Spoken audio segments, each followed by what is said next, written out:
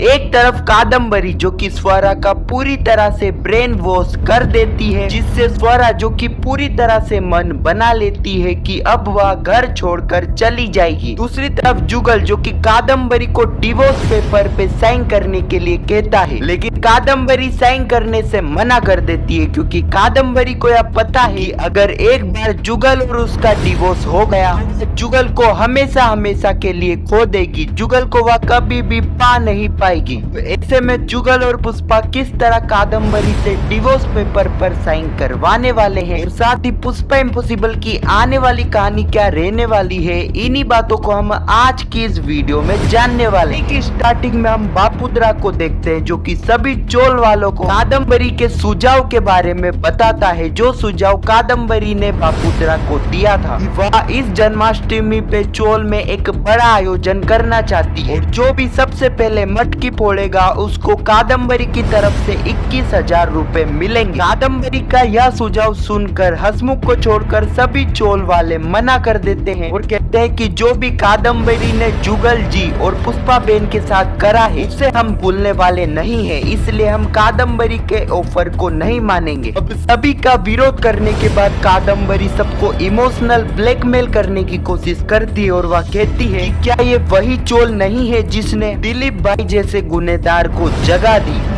उसके भाइयों को भी बनाया, और ऐसे कई उदाहरण है जो कि मैं आपको दे सकती हूँ। और जहाँ तक मुझे पता है कि इस चोल में अभी जो जो खड़े हैं इन्होंने एक बार तो गलती करी है और मुझसे बड़ी बड़ी गलती भी करी है, लेकिन क्या मेरी गलती इतनी बड़ी है जिसे आप माफ नहीं कर सकते हो? मैं भी तो इस चोल का एक हिस्सा हूँ। दूसरी तरफ हम पुष्पा को देखते हैं जो कि राजवीर शास्त्री के पास जाती है और जो इंटर्नशिप होने वाली है उसकी तैयारी करवाने के लिए राजवीर शास्त्री को कहती है, लेकिन राजवीर शास्त्री पुष्पा को मना कर देते। वह कह देते हैं कि वह इसमें उसकी कोई भी मदद नहीं कर सकता है। कहती है कि सर आप ही मुझे इस कॉलेज में लाए और अब आप ही मेरी मदद नहीं कर रहे हो। राजवीर पुष्पा को कुछ नहीं कहते और वहाँ से चले जाते हैं, लेकिन पुष्पा ने तो यह ठान लिया था कि वह इस इंटर्नशिप को जीत कर बताएगी, इसलिए पुष्पा दूसरे प्रोफेसर के पास मदद के लिए चली जाती है और वह प्रोफेसर पुष्पा की मदद करने के लिए भी तैयार हो जाते हैं। दूसरी तरफ हम जुगल को देखते हैं जो कि कादम्बरी का यह ड्रामा देखकर समझ जाता है कादम्बरी कहीं ना कहीं चोल वालों को इमोशनल ब्लैकमेल करने की कोशिश कर रही है, इसलिए वह कादम्बरी के पास जाता है और उसे कहता है कि कादम्बरी तुम्हें खूब शौक है ना कागजों की हेरा फेरी करने का, तो चलो आज मैं तुम्हें एक कागज देता हूँ जिस पर तुम्हें साइन करनी है। कादम्बरी कहती है कि जुगल जी कैसे और कौन से कागज? जुगल उस फाइल को खोलता है और वह कादम्बरी को बताता है यह तेरे और मेरे डिवोर्स के कागज है। मैंने तुझसे यूं सारे रिश्ते तो तोड़ दिए, तो क्यों ना इन रिश्ते को कानूनी तौर पर भी तोड़ दिया जाए। अब ये सारी चीजें देखकर कादम्बरी काफी ज्यादा इमोशनल हो जाती है और वह जुगल को साफ साफ कह देती है कि वह इस पेपर पर साइन नहीं करे, क्योंकि कादम्बरी को यह पता था कि अगर उसने एक बार इन पेपर पर साइन करी, एक बार जुगल और उसका तलाक हो गया, उसका जो जुगल को फिर से पाने का सपना है वह एक सपना ही बनकर रह जाएगा। इसलिए कादम्बरी उन पेपर पर साइन नहीं करती है और वहाँ से चली जाती है। अगले ही सीन में हम नैना को देखते हैं जो कि राजवीर शास्त्री को कहती है सर सुना है कि पुष्पा ने आपसे इंटर्नशिप के लिए मदद मांगी, लेकिन आपने उनकी मदद करने से मना कर दिया। अच्छा करा सर, कि अगर आप पुष्पा के मेंटर बनते और पुष्पा उस इंटर्नशिप को हार जाती, आपकी आधी नाक तो कट चुकी है, पूरी नाक भी कट जाती सर, इसलिए मैं आपको ऑफर देती हूँ कि आप मेरे मेंटर बन जाइए, आपको मेरे जैसे स्टूडेंट की काफी जरूरत है। अब इस वक्त तक राजवीर शास्त्री काफी गुस्से में आ गए थे, इसलिए वह नैना को कहते हैं नैना तुम्हारी जैसी अगर 10 नैना भटनागर भी आ गई ना तो वह पुष्पा जी का मुकाबला नहीं कर पाएगी। और रही बात पुष्पा जी की इंटर्नशिप जीतने की, तो पुष्पा जी इस बार इंटर्नशिप में भाग भी लेगी और मैं उनका मेंटर भी बनूंगा, और मैं ये यकीन के साथ कहता हूँ कि पुष्पा जी तुम्हें इंटर्नशिप जीत कर बताएगी। अगले सीन में हम जुगल, पुष्पा,